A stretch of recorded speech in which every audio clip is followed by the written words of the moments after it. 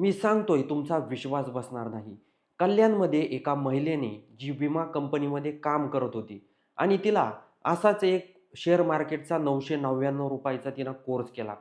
Course केल्यानंतर 4 व्यक्तींना तिला सपोर्ट केला. काही ₹999 चा मोबदला तिला चांगला मिळाला.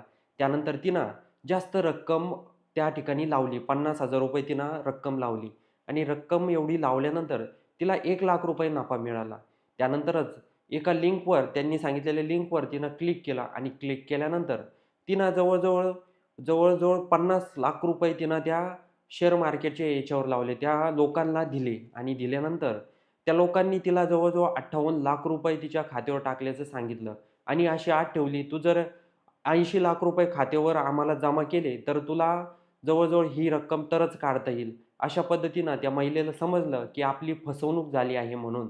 त्यानंतर ती पोलिस स्टेशनला धाव घेते आणि त्या ठिकाणी आपली केस नोंदते. तर अशा कुठल्याही स्कीमला बळी पडू नका.